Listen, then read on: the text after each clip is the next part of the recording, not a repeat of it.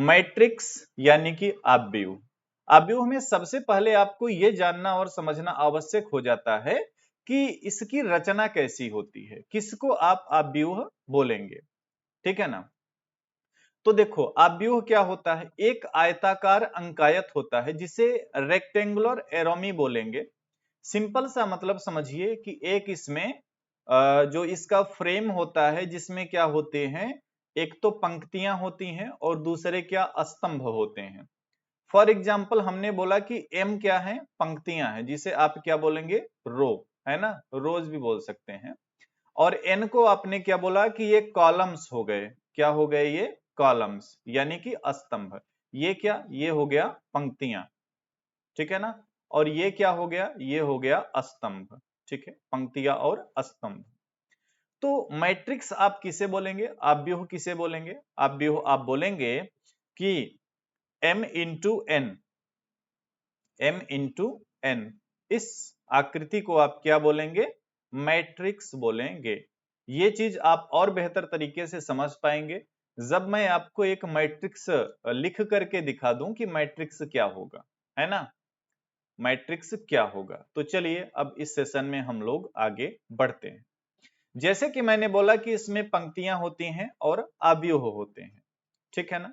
For example हमने लिखा, चलो ये a इक्वल टू 4, इधर हमने लिख लिया -1, यहां पे हमने लिख लिया 5, यहां पे हमने लिख लिया 0, यहां पे हमने लिख लिया 6 और यहां पे हमने लिख लिया क्या, 3। यह एक मैट्रिक्स है, यह क्या है, मैट्रिक्स है। इसमें कितनी पंक्तियां हैं, इसमें 2 पंक्तियां हैं। और कितने कॉलम हैं, 3 कॉलम हैं। तो ये कैसा मैट्रिक्स है, ये 2 इंटू 3 का मैट्रिक्स है। कैसा मैट्रिक्स है, 2 इंटू 3 का। ओके, ये एक तरीका हो गया। दूसरा, जैसे मैंने एक और मैट्रिक्स लिख लिया, अभी इसको मैंने लिखा क्या, 2 3 1। अब ये कैसा मैट्रिक्स होगा, ये कैसा मैट्रिक्स होगा, यह मैट्रिक्स होगा ये 3 इंटू 1 का, क्योंकि यहां पे पंक्तियां कितनी, 3 और स्तंभ कितने, 1। तो ये मैट्रिक्स का स्ट्रक्चर होता है, ठीक है ना। सारी चीजें ठीक से चल रही हैं, कोई दिक्कत तो नहीं है, एक बार कमेंट करके आप लोग बता दीजिए कि सब कुछ ठीक से चल रहा है ना, एनी प्रॉब्लम, किसी को कोई दिक्कत है ना, सब कुछ ठीक चल रहा है ना, कमेंट करिएगा एक बार। काफी कम लोग अभी लाइव आए। तुलसी, मोहित, इंद्राणी, रमा, एकता, चंद्रशेखर, ममिता, इतने लोग लाइव हैं। और कोई आया क्या, नहीं, चलो सब कुछ ठीक है ना। तो ये मैट्रिक का बेसिक स्ट्रक्चर हो गया। ओके, अब मैट्रिक्स आपको क्यों पढ़नी होती है, क्योंकि इससे सवाल पूछे जाएंगे। कैसे सवाल पूछे जाएंगे उसकी भी हम लोग आगे बात यहाँ पे करेंगे। बाकी इतनी बात क्लियर है ना, जितना मैंने बताया अभी मैट्रिक्स के बारे में, इसके स्ट्रक्चर के बारे में, यहां तक सारी चीजें क्लियर है ना। ओके, हाँ अब एक चीज समझिएगा, ये 2 इंटू 3 ये क्या, ये है m इंटू एन। तो इसको क्लियर रखिएगा क्योंकि इसका बहुत ही ज्यादा यूज मिलेगा जब आप मैट्रिक्स में क्वेश्चंस को सॉल्व करेंगे। मैट्रिक्स में हम लोग अब आगे बढ़ेंगे और सबसे पहले ये जानेंगे काइंड्स ऑफ मैट्रिक्स, यानी कि आव्यूह के प्रकार, काइंड्स ऑफ मैट्रिक्स। अगर आप नोट्स बनाना चाहते हो तो मैं यहाँ पे बोलूंगा और आप चाहें तो उसको नोट कर लें तो बढ़िया रहेगा।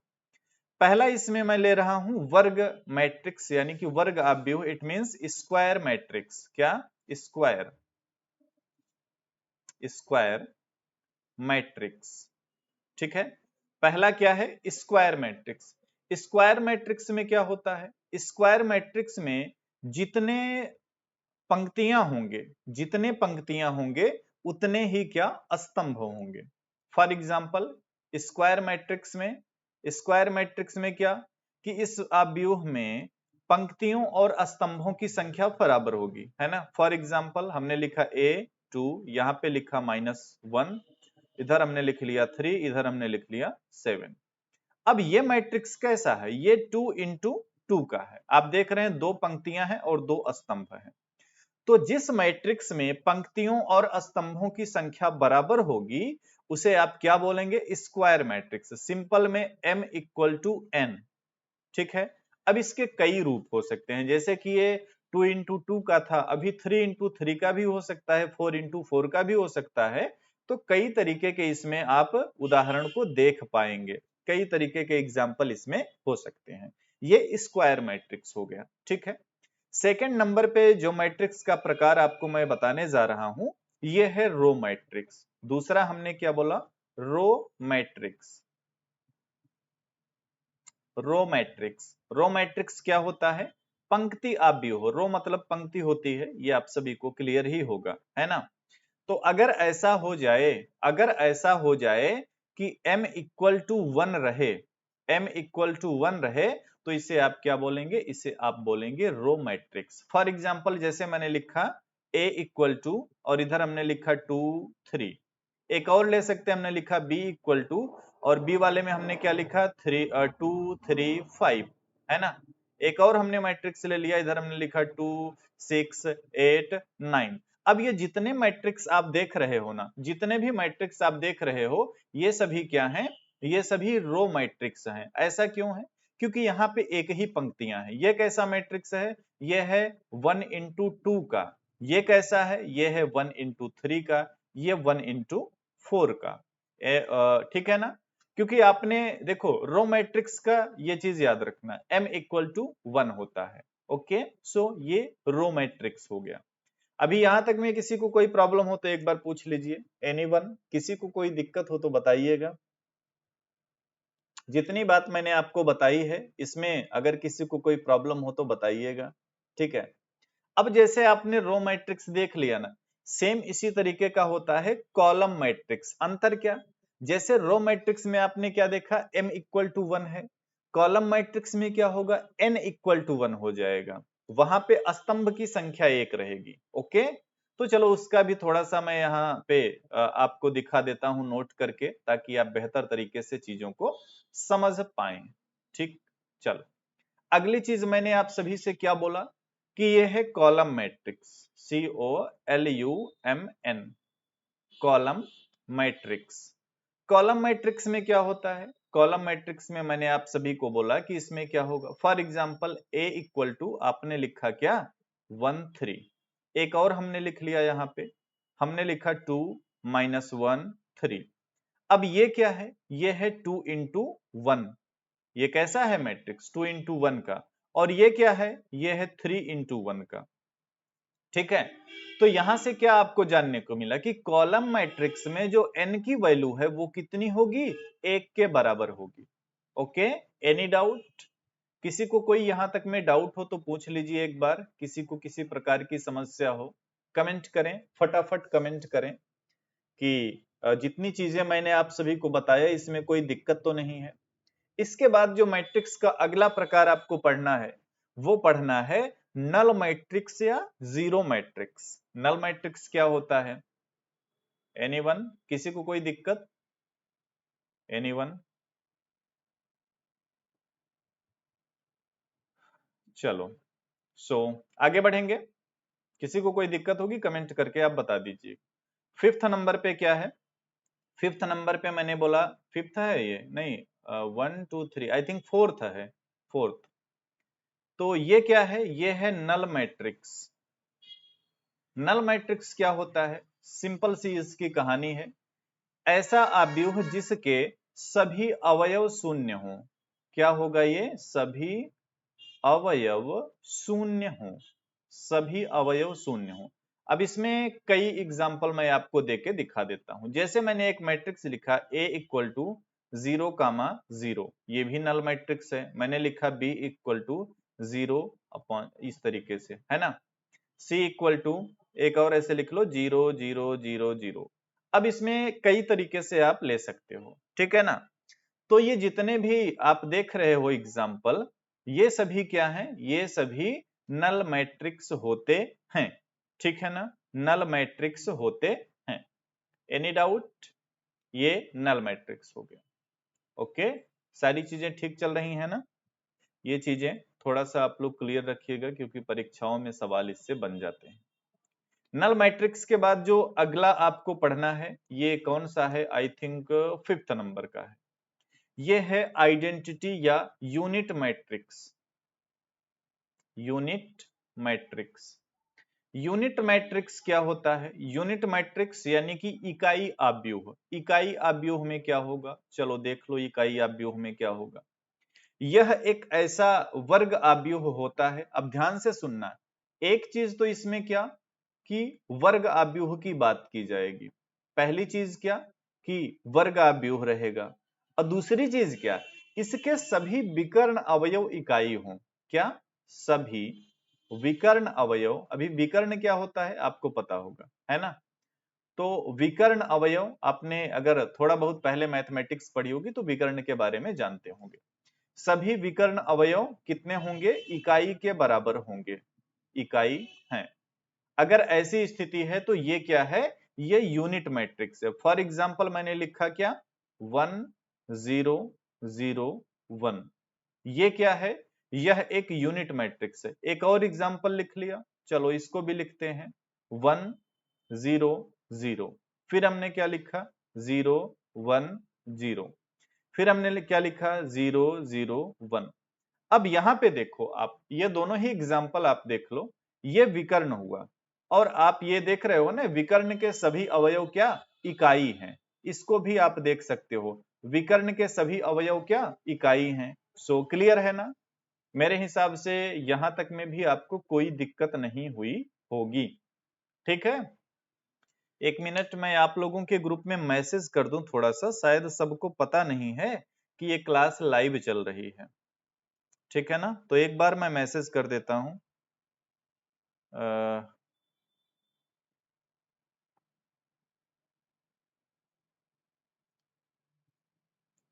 बाकी आप लोग तब तक कमेंट करते रहें कुछ भी पूछना हो तो।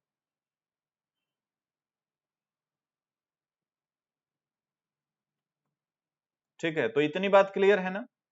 ये आपने क्या देख लिया, यूनिट मैट्रिक्स। अभी एक और इसमें अब आ जाएगा विकर्ण आव्यूह।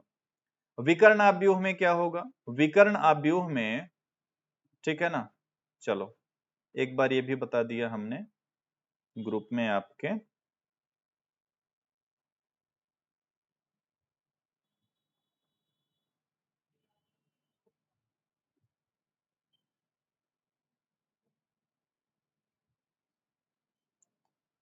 हाँ, अब ठीक है, मैंने मैसेज कर दिया।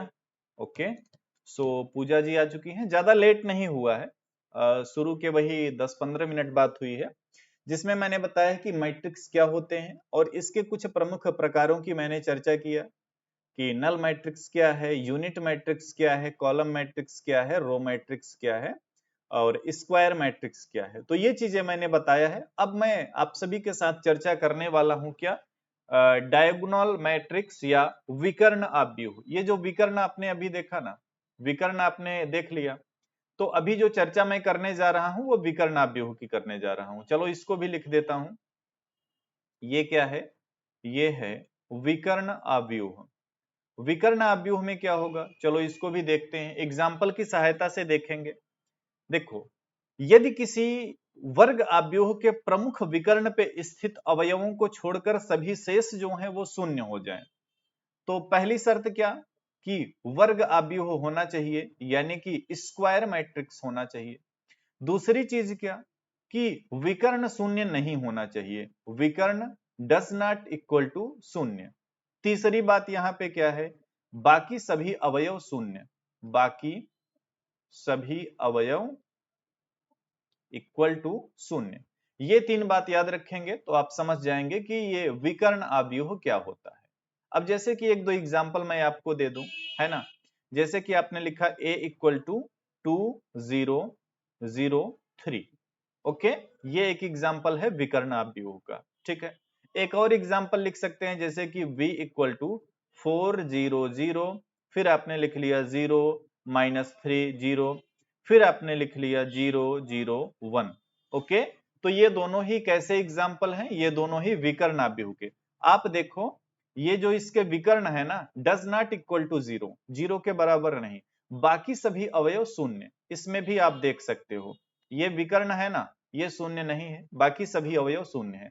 सपोज कीजिए अगर ये 2 3 जो है, अगर ये सेम रहता, जैसे कि 2 इधर भी 2 इधर भी, या 1 1 1 इस तरीके का, तो ये क्या हो जाता, ये हो जाता फिर क्या, ऐसी स्थिति में ये कौन सा अवयव हो जाता, ये इकाई अवयव हो जाता, अगर ये सभी विकर्ण का वैल्यू जो है वो 1 के बराबर रहता। ओके, तो यहां तक में भी अगर किसी को कोई दिक्कत हो तो बताइए, एनीवन, यहां तक में किसी को कोई दिक्कत बताइए, अगर किसी को कोई समस्या यहां तक में आ रही हो तो।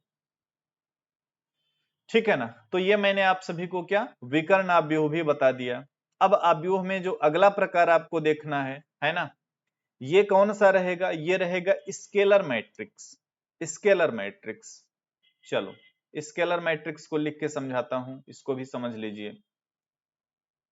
ये कौन सा रहेगा, ये रहेगा नंबर 7 का। तो 7 नंबर में मैंने क्या बोला, स्केलर मैट्रिक्स। स्केलर मैट्रिक्स, ठीक है। स्केलर मैट्रिक्स में क्या कि इसमें विकर्ण अवयव जिसके सभी विकर्ण अवयव समान हो। सिंपल है, एक लाइन में लिख दे रहा हूं, एक ऐसा विकर्ण अवयव होना चाहिए जिसके सभी विकर्ण अवयव समान हो। ठीक है ना, इसके जस्ट पहले आपने क्या देखा, विकर्ण अवयव देखा। अभी आप क्या देख रहे हैं, स्केलर मैट्रिक्स देख रहे हैं। इसमें क्या होता है, फॉर एग्जांपल हमने लिखा 2 0 0 0 2 0, फिर हमने लिखा 0 0 2। अब इसमें देखो क्या क्या होना चाहिए, एक तो इसमें यह होना चाहिए कि सभी विकर्ण अवयव समान। विकर्ण में जैसे 2 2 2 है ना, अब ये 3 3 हो जाए, 4 4 हो जाए, 5 5 हो जाए, चलेगा। दूसरी चीज क्या है कि ये निश्चित रूप से एक विकर्ण अवयव होना चाहिए। मतलब कि विकर्ण अवयव तब रहेगा जब तीन, यानी कि विकर्ण को छोड़ करके बाकी जितने अवयव हों वे शून्य हों। तो ये दोनों शर्तें इसमें लागू होनी चाहिए, तब ये क्या बन जाएगा, तब ये स्केलर मैट्रिक्स बन जाएगा। ओके, तब ये क्या बन जाएगा, स्केलर मैट्रिक्स। ठीक है ना, चलो इतनी चीज हो गई है ना, ये मेन आपको मैट्रिक्स का मैंने बताया। ओके, अब देखो इतनी चीजों के साथ अब आगे ये मेन चीजें मैंने आपको बता दी जिनका यूज होने वाला है। ठीक है, अब आगे जैसे कि हम लोग बात करें थोड़ा सा अव्यूह के मुख्य गुण के बारे में। क्या, अव्यूह के प्रमुख गुण, कौन कौन सी इसकी विशेषताएं हैं या क्या क्या इसके गुण होते हैं, उसकी अगर हम लोग बात करें यहाँ पे, तो पहली चीज तो इसमें यह है अवयवों की समानता। ठीक है ना, अवयवों की समानता।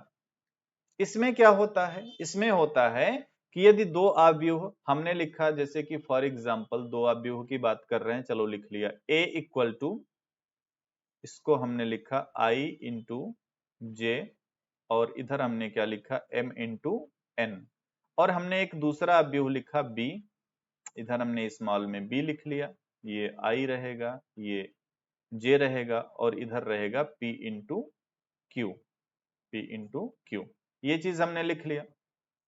अब अगर ऐसा करें कि यदि दोनों के क्रम यहां पे बराबर हो, for example m equal to P हो, समझिएगा अगर इफ यदि m इक्वल टू पी हो और n इक्वल टू क्यू हो, तो ऐसी स्थिति में निष्कर्ष क्या निकलेगा कि ये जो ए आई जे है ये किसके बराबर हो जाएगा, बी आई जे के। ठीक है ना, बी आई जे के। तो ये अवयवों की समानता से रिलेटेड पहली बात मैंने आप सभी के साथ साझा किया। अच्छा, इतनी चीज समझ में आ रही है ना, किसी को कोई दिक्कत तो नहीं है, बता दीजिएगा एक बार। अगर इसमें आपको कुछ ऐसा लग रहा हो जो कि आपको समझ में ना आ रहा हो तो एक बार बता दीजिए। एनीवन, किसी को कोई प्रॉब्लम बताइएगा। ठीक है ना, क्लियर है इधर सब कुछ, ये चीज आपने देख लिया है ना, अवयवों की समानता से रिलेटेड। ओके, सो आगे बढ़ें। देखो जब आप मैट्रिक्स में, अभी आपने बिल्कुल बेस चीजें समझी हैं, लेकिन अब आगे जो कहानी है ना उसमें सबसे मेन बात आपको देखनी है क्या, आपको कुछ नहीं समझ में आ रहा है, चलो आपके लिए मैं 2 मिनट में सारी चीज रिवाइज कर रहा हूं, ठीक है ना, 2 मिनट में सारी चीज रिवाइज कर दे रहा हूं, आप देख लो अच्छे से। देखो आज ये क्लास जो है ये मैट्रिक्स की क्लास है, इसको हिंदी में बोला जाता है आव्यूह। क्या बोला जाता है? आव्यूह। आव्यूह क्या होती है? एक संरचना होती है। संरचना किसकी होगी? एक ऐसी संरचना जो अंकों से बनती है, नंबर से बनती है, अंकों से बनने वाली, ठीक है ना, अंकों से बनने वाली एक संरचना होती है, एक स्ट्रक्चर होता है। और ये कैसा रहेगा? एक आयताकार स्ट्रक्चर रहेगा। आयताकार समझ रहे हैं ना, जिस तरीके से आयत होता है उस तरीके से। हमने यहाँ लिखा 2 3 2 5 1 3, इस तरीके का स्ट्रक्चर, तो ये आव्यूह है। ओके, आगे चलो, अब आगे समझाता हूं। आव्यूह की इस क्लास में सबसे पहले मैंने आप सभी को बताया रो और कॉलम के बारे में, रो और कॉलम के बारे में। जैसे कि आप सभी के सामने अगर कुछ एक आयताकार इस तरीके का दिखे और मैंने इसको चलो 3-4 पार्ट में डिवाइड कर दिया, है ना, चलो ऐसे बना दिया। अब ये चीजें जो होंगी, ये चीजें क्या दर्शाएंगी? और इधर ये चीज क्या दर्शाएगी? समझिए, ध्यान से समझिए। ये जो मैंने आपको शुरुआत में दो बताए ना, ये दोनों क्या हो जाएंगी? ये दोनों रो हो जाएंगी, जिसे आप पंक्तियों के नाम से जानते हैं। और इधर 1 2 3 4, ये चारों क्या हो जाएंगे? ये चारों हो जाएंगे स्तंभ। तो मैट्रिक्स में भी असली कहानी जो है इन्हीं रो और कॉलम की होती है। मैट्रिक्स क्या? एक ऐसी आयताकार आकृति जिसमें नंबर भरे होते हैं, वो m इंटू एन के आकार में होती है। m क्या दर्शाएगा? m दर्शाएगा यहाँ पे रो को, यानी कि पंक्तियों को। और n क्या दर्शाएगा? n दर्शाएगा कॉलम को, यानी कि स्तंभों को। इतनी बात क्लियर है ना? यहां तक समझ में आ गया? ये अपने मैट्रिक्स के स्ट्रक्चर को देख लिया, अभी इधर तक तो कोई प्रॉब्लम नहीं होगी, है ना। चलो आगे बढ़ते हैं। उसके बाद फिर मैंने यहाँ पे बात किया कि जैसे ये एक आव्यूह है। कैसे? ये आप देख सकते हो एक आयताकार आकृति में है, और ये दोनों क्या हो जाएंगे? ये दोनों यहाँ पे पंक्तियां को दर्शाएंगे। और इधर से देखोगे 1 2 3, ये क्या? स्तंभ को दर्शाएंगे। पंक्तियों को m से दर्शाना, स्तंभ को n से। तो ये 2 इंटू 3 का मैट्रिक्स हो गया। इसी प्रकार से ये 3 इंटू 1 का है। क्यों? क्योंकि यहाँ पे रो की संख्या 1 2 3 है, जबकि कॉलम की संख्या केवल 1 है, तो ये 3 इंटू 1 का। इसका क्रम कैसे चलेगा? m into n. m क्या दर्शाएगा? m दर्शाएगा पंक्तियों की संख्या को, है ना। और n क्या दर्शाएगा? n दर्शाएगा स्तंभों की संख्या को। उम्मीद है यहां तक तो समझ गए होंगे। ओके, आगे बढ़ेंगे। अब काइंड्स ऑफ मैट्रिक्स की मैंने बात किया, यानी कि आव्यूह के प्रकार की बात किया। और सबसे पहले मैंने इसमें बोला कि स्क्वायर मैट्रिक्स क्या होता है, यानी कि वर्ग आव्यूह। वर्ग आव्यूह क्या हो जाएगा? जहां पे कॉलम और रो का मान बराबर हो, यानी कि m इक्वल टू n हो, जितने कॉलम हो उतने रो हो, जितनी पंक्तियां हो उतने स्तंभ हो, ऐसा मैट्रिक्स है तो ये स्क्वायर मैट्रिक्स हो जाता है। ओके, नेक्स्ट बढ़ेंगे अब आगे। चलो अगली चीज है रो मैट्रिक्स। पहला मैंने आप सभी को क्या बताया? स्क्वायर मैट्रिक्स, ये है रो मैट्रिक्स। रो मैट्रिक्स में क्या होता है कि m इक्वल टू 1 होना चाहिए। अभी आप जितने ये मैट्रिक्स देख रहे हो ना, आप हर जगह देखो m इक्वल टू 1 है, यानी पंक्ति केवल एक है, पंक्ति केवल एक है, स्तंभ इधर 2 है, इधर 3 है, इधर 4 है। तो ये मैट्रिक्स कैसा हो जाएगा? 1 इंटू 2 का, ये 1 इंटू 3 का, ये 1 इंटू 4 का। ये रो मैट्रिक्स हो गया, है ना। इसे क्या बोलेंगे आप? पंक्ति आव्यूह। रो मैट्रिक्स का क्या? पंक्ति आव्यूह। यहां तक में भी किसी को कोई दिक्कत नहीं होगी मेरे हिसाब से, ठीक है ना। चलो आगे बढ़ेंगे। अगला है कॉलम मैट्रिक्स, यानी कि स्तंभ आव्यूह। स्तंभ आव्यूह में क्या? स्तंभ आव्यूह में सिंपल सी बात है, n इक्वल टू 1 रहेगा, यानी पंक्तियां यहाँ पे 2 3 4 कुछ भी हो सकती हैं, लेकिन जो स्तंभ की संख्या है, यानी कि जो n की संख्या है, यानी कि जो कॉलम है, वो सिर्फ एक रहेगा। ऐसा मैट्रिक्स क्या हो जाएगा? कॉलम मैट्रिक्स हो जाएगा। उसके बाद मैंने अगला आपको बताया क्या? नल मैट्रिक्स के बारे में। नल मैट्रिक्स क्या? जिसके सभी अवयव ही शून्य हो जाएं, है ना। यहाँ पे आप देख रहे हो 3 एग्जाम्पल मैंने लिखे।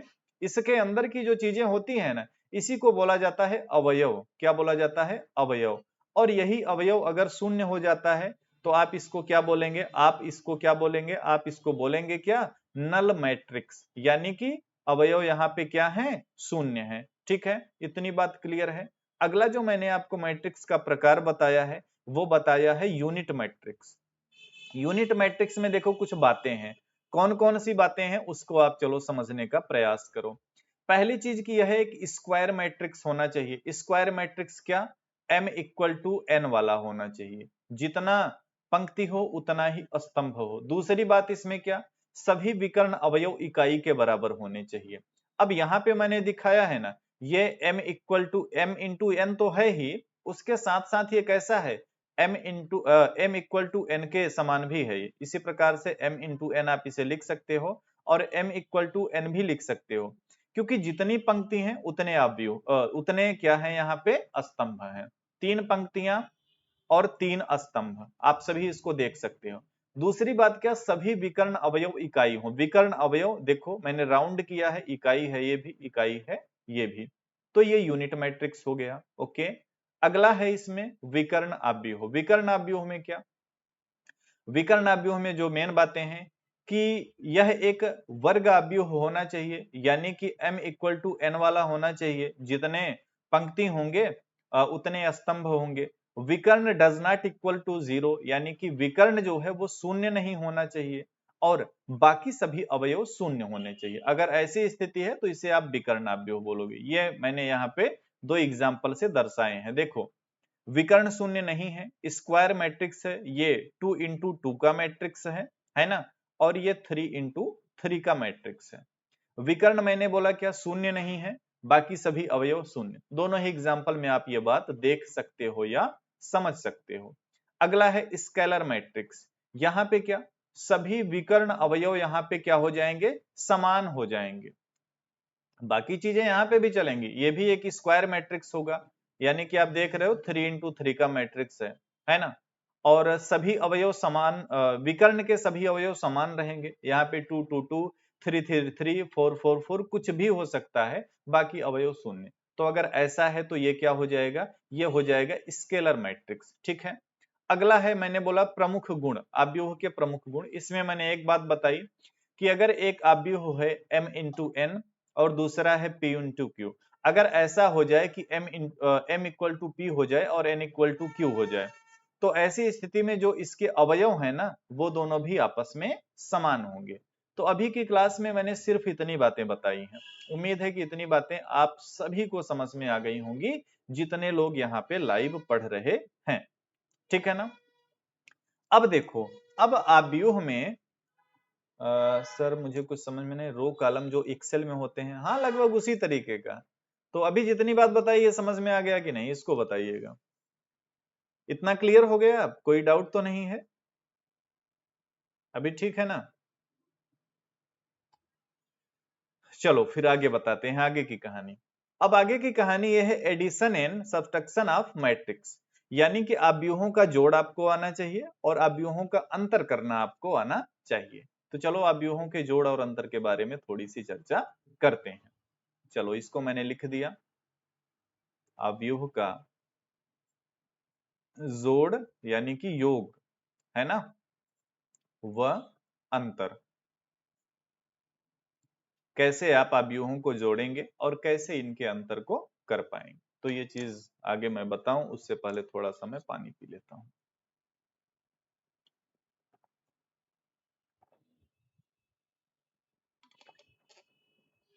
हाँ, तो जब देखो आव्यूह के जोड़ और अंतर की बात की जाएगी, हमने यहाँ पे एक चीज लिखा, a इक्वल टू ए आई जे। आई जे क्या होता है, ये आव्यूह के बीच जो अवयव होते हैं ये चीज होता है।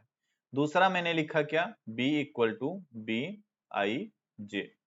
ठीक है, ये आव्यूह मान लीजिए, दो आव्यूह हो गए और ये दोनों ही m इंटू n क्रम के हैं। कैसे आप आव्यूह के जोड़ को करेंगे इसकी हम लोग यहाँ पे अब चर्चा करेंगे। अगर मान लीजिए आपको निकालना है a प्लस बी, यानी कि इन दोनों ही आव्यूहों का जोड़ निकालना है, तो जो जोड़ निकालेंगे उसको आप एक नया नाम दे देंगे क्या, c। और ये क्या हो जाएगा, c इक्वल टू, इधर भी आप c लिख लीजिए और इधर आई जे लिख लीजिए। ठीक, ये एक नया नाम दे देंगे। ओके, अब यहाँ पे जो c होगा ना, यानी कि जो C आपने लिखा CIJ, यानी जो आप जोड़ करके निकालेंगे वो कैसे निकालेंगे, ठीक है ना। अच्छा यहाँ पे I की वैल्यू क्या हो जाएगी, ये अच्छा जो CIJ है ये किसके बराबर हो जाएगा, ये हो जाएगा BIJ, है ना। और फिर ये क्या 1,2 ऐसे चल के ये M तक आएगा। इसी प्रकार से फिर ये अच्छा ये जो मैं वैल्यू बता रहा हूं ये I की वैल्यू है आई थिंक, है ना। और जो J की वैल्यू आएगी वो क्या 1,2 डैश डैश डैश N। तो इधर चलो ये चीज अगर नहीं समझ में आई आपको, मैं सिंपल सा आपको बताता हूं। जब आप दो आव्यूहों को जोड़ेंगे तो कुछ बातें ध्यान में रखिएगा। अगर आव्यूह आप जोड़ने जा रहे हैं तो पहली चीज तो वो समान क्रम के होने चाहिए। यानी अगर ये आव्यूह आपका 2 इंटू 2 का है तो दूसरा भी आव्यूह 2 इंटू 2 का ही होना चाहिए। अगर ऐसा हो जाए कि एक 2 इंटू 2 का हो जाए, दूसरा 3 इंटू 3 का हो जाए, तो ऐसी स्थिति में आप आव्यूह के जोड़ को नहीं कर पाएंगे। ओके, अब और बेहतर से आप समझ पाए उसके लिए मैं आपको एक दो सवाल करवा देता हूं, तो आप समझ जाएंगे कि आव्यूहों के जोड़ को आप कैसे कर पाएंगे।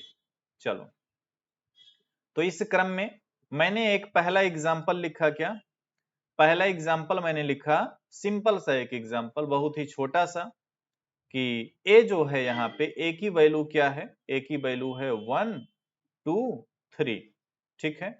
और वी की वैल्यू क्या है, वी की वैल्यू है 4 5 एंड 6। अभी इसको आपको जोड़ करना है। चलो यहां पे आपको क्या करना है, यहां पे आपको करना है a plus B, A plus B. कैसे करेंगे, सिंपल है ना। ये इसका क्या है, सोल्यूशन है। ओके ठीक, तो कैसे निकालेंगे a plus B, A plus B निकालने के लिए सबसे पहले आप क्या करेंगे, सबसे पहले क्या करेंगे, इसमें इसको जोड़ेंगे, इसमें इसको और इसमें इसको। तो कैसे करेंगे, ये हो जाएगा 1 प्लस 4, ये हो जाएगा 2 प्लस 5, और इधर क्या हो जाएगा 3 प्लस 6। आगे फिर क्या, ये हो जाएगा 5 और ये हो जाएगा 7 और ये हो जाएगा 9। तो ये आपका क्या हो जाएगा, ये आपका आंसर हो जाएगा। बहुत ही सिंपल तरीके से इस तरीके से जोड़ किया जाता है। कहने का मतलब यह है कि जब आप मैट्रिक्स में जोड़ को करते हैं तो ध्यान रखने वाली बात यह होती है कि इसमें समान क्रम के मैट्रिक्स दोनों होने चाहिए। m इंटू एन जो है ना वो दोनों ही मैट्रिक्स का समान होना चाहिए। फिर जितने भी अवयव है ना, जैसे मैट्रिक्स ए का जो अवयव है, मैट्रिक्स बी का जो अवयव है, सेम सेम पोजीशन वाले अवयव को आप जोड़ते जाएंगे। इस तरीके से आप मैट्रिक्स के एड को कर पाएंगे। एक दूसरा एग्जांपल आपको समझा देता हूं तो उससे आप और बेहतर तरीके से समझ लेंगे मैट्रिक्स को, ठीक है। सेकंड एग्जांपल मैंने क्या लिखा, अगर ऐसा हो जाए कि a इक्वल टू, ये थोड़ा सा बड़ा एग्जांपल है, a इस तरीके से 2 5, ठीक है, 4 एंड 3, ये a की वैल्यू है। b का क्या दे रखा, b का दे रखा 7 5, ठीक है, 3 1 2 9। अब आपको क्या करना है, अब आपको करना है इन दोनों का जोड़। चलो इन दोनों का जोड़ करते हैं, ध्यान से देखिएगा। अब मैंने बताया कि जब आप दोनों को जोड़िएगा तो आप एक नया मैट्रिक्स इनके नाम के लिए दे सकते हो। हमने लिखा सी, सी में अब देखो मैंने बोला कि जैसे ये वाला अवयव है ना, तो इसके साथ आप क्या जोड़ेंगे, इसके साथ इसको जोड़ेंगे। यानी जिस पोजीशन पे जो है उसी पोजीशन पे उसको जोड़ना है। ये भी देखो 2 इंटू 3 का मैट्रिक्स है और ये भी 2 इंटू 3 का मैट्रिक्स है। जोड़ तभी पाएंगे जब ऑर्डर सेम रहेगा, ठीक है ना। तो चलो हमने क्या किया, 1 प्लस 7 कर दिया, 1 प्लस 7 किया, चलेगा ना। अब देखो 0 को 5 से जोड़ोगे आप तो 0 प्लस 5, इधर क्या 2 है, 2 के साथ क्या आप जोड़ोगे 3 को, 2 प्लस 3, 5 के साथ आप क्या जोड़ोगे 1 को, है ना। तो 5 प्लस 1, और फिर इधर क्या 4 है, तो 4 के साथ क्या जोड़ोगे 2 को, 4 प्लस 2, 3 है, 3 लिखा, 3 के साथ क्या जोड़ोगे 9 को। ओके, नेक्स्ट स्टेप में ये इक्वल टू कर लेना भाई। चलो अगला ये आपका है जाएगा 8, ये हो जाएगा 5, ये हो जाएगा 5, ये हो जाएगा 6, ये हो जाएगा 6 और ये हो जाएगा 12। तो ये आपका क्या हो गया, ये आपका आंसर हो गया, है ना। इस तरीके से आप जो है क्या करेंगे, मैट्रिक्स के जोड़ को करेंगे, यानी कि मैट्रिक्स का जोड़ इसी तरीके से आप करेंगे। अब मैट्रिक्स का जोड़ ऐसे कर लिया, घटाना भी सेम ऐसे करना है, जहां पे आपने जोड़ा है वहीं पे घटा दीजिए। सभी इसमें रो 2 है, कॉलम 3 है, हाँ बिल्कुल वही तो मैंने लिखा है ना, दो पंक्तियां, 2 इंटू 3 का मैट्रिक्स है, 2 इंटू 3 है ना। तो जो चीज आपने देखो प्लस करने में प्रयोग किया, वही चीज आप माइनस करने में भी प्रयोग करोगे। यानी कि जहां जहां अभी आपको जोड़ना था तो आपने प्लस का निशान लगाया, इधर इधर माइनस का। शर्तें सभी रहेंगी वही सेम, कि इसमें जो क्रम है m इंटू एन है, दोनों ही मैट्रिक्स का समान रहेगा, तभी आप घटाने को कर पाएंगे, तभी आप डिफरेंस यानी सब्ट्रैक्शन निकाल पाएंगे, तभी आप अंतर कर पाएंगे दोनों ही मैट्रिक्स में। ओके, सो इधर तक में किसी को कोई प्रॉब्लम हो तो बताइएगा। उसके बाद हम लोग एक एक छोटा सा एग्जाम्पल कर लेंगे, इसीलिए 2 इंटू 3, हाँ बिल्कुल बिल्कुल वही बात है। ये मैंने बोला ना कि ये m इंटू एन का हर जगह आपको यूज मिलेगा, तो इसको समझ के रखना, ठीक है ना। तो एक अंतर वाला एग्जाम्पल करा दूं कि चलेगा, डिफरेंस करने वाला एग्जाम्पल सिंपल है, आप लोग समझ लो। जैसे जहां जहां इधर प्लस रखा ना, यहाँ पे जैसे प्लस हो गया, इधर को प्लस हो गया, अब ये हर जगह आप माइनस कर दोगे तो आप अंतर को निकाल लोगे। अगली जो इसमें महत्वपूर्ण चीज है वो क्या है, वो है मैट्रिक्स मल्टीप्लीकेशन। अच्छा करा दूं, चलो एक सवाल करा देता हूं, क्या है, 1 मिनट का काम। सिंपल सा हमने यहाँ पे एक सवाल लिख लिया, क्या सवाल, सवाल नंबर 3 है ये। हमने लिखा a इक्वल टू 1 0 2 5 4 3, ठीक है। b इक्वल टू क्या लिखा, 7 5 3 1 2 9। ओके, अभी निकालना है a minus B, a minus B, चलो हमने इसको नाम दे दिया c a माइनस बी को c दे दिया। अब चलो सॉल्व करते हैं।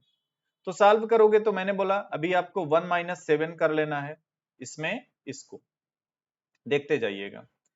2 माइनस 5 कर ली, हाँ 0 0 0 माइनस 5 कर लीजिए, तो ये भी हो गया। फिर 2 को लीजिए और माइनस 3 कर दीजिए, 2 माइनस 3 कर दिया, ठीक है। 5 को लीजिए माइनस 1 कर दीजिए, 5 माइनस 1 कर दिया। 4 को लीजिए 2 में, है ना, 4 माइनस 2 कर दिया, ओके।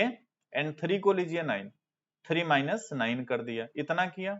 आगे क्या हो जाएगा, ये माइनस 6 हो जाएगा, ये माइनस 5 हो जाएगा, ये माइनस 1 हो जाएगा, ये कितना हो जाएगा, 4 हो जाएगा, ये कितना हो जाएगा, 2 हो जाएगा, और ये माइनस 6 हो जाएगा। यही आपका क्या आंसर हो जाएगा, है ना। तो सिंपल है, जैसे आपने जोड़ा हुआ था ना वैसे आप घटा दीजिए, कहानी कंप्लीट। पता कैसे चलेगा कि माइनस करना है, अरे भाई सवाल में लिखा रहेगा ना, सवाल में लिखा रहेगा कि आपको प्लस करना है या माइनस करना है, तो इसमें तरीका भी मैंने बता दिया, सिंपल है। एनी डाउट, किसी को कोई डाउट, एनीवन, क्लियर है ना, अभी कोई दिक्कत तो नहीं है।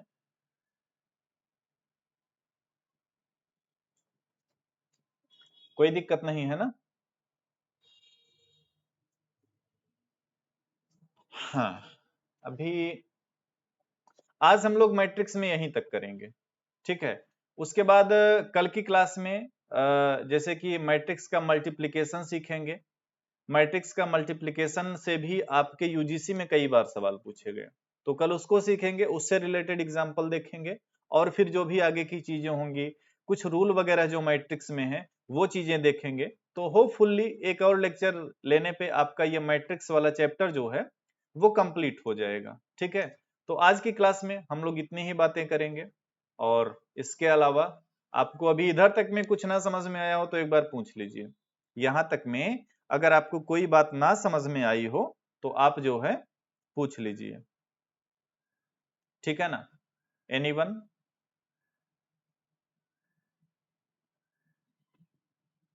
अक्सर आप लोगों की शिकायत ये होती है कि ये क्लासेस के नोटिफिकेशन आपको नहीं मिलते हैं या पता नहीं चलता है, तो ये कैसे पॉसिबल है।